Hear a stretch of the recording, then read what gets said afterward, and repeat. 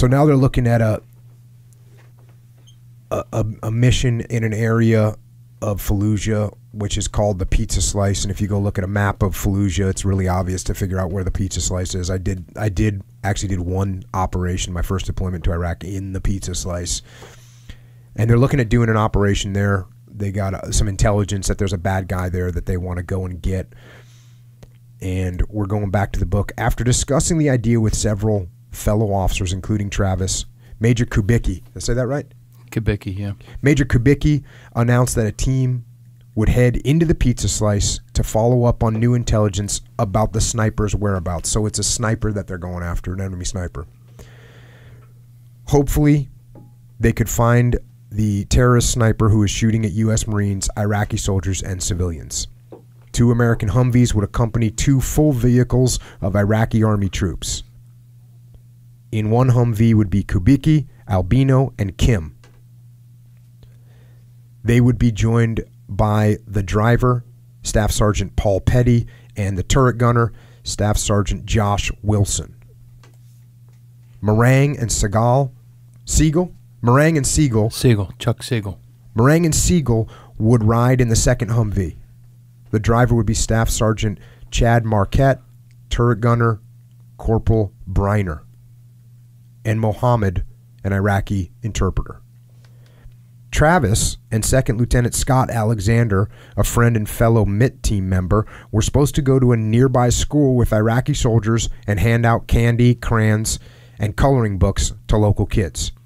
Travis was excited about the mission because he cared about the Iraqis and loved to see the smiles on the faces of the kids. So they got 2 operations that they're about to execute. One of them is to go and hunt down this sniper, and the other one is to go win some hearts and minds, handing out candy to the kids. Now, Kim is one of the other MIT team officers. He's the ops. Oh, the ops officer. Yeah. That's who Kim is. And we're going back to the book. Kim, who had smelled ugliness in the air when he woke up that morning, and had reiterated his uneasiness just minutes earlier, told Travis that the smiles of Iraqi school children would be a welcome sight.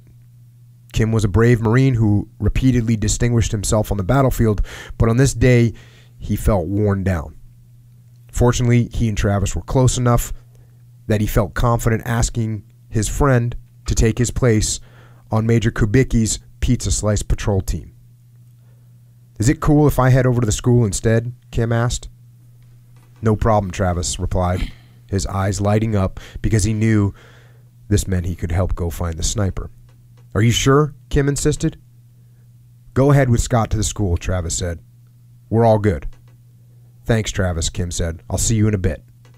"See you back here," Travis said with a nod.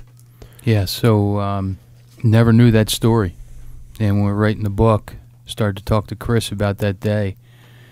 And, he said, "Hey, I've got something I want to share that I never has shared before." And he mentioned that, it was supposed to be me on that patrol.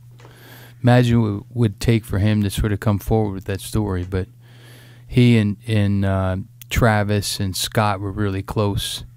And I know it had to be bothering him for a while, and he shared that. So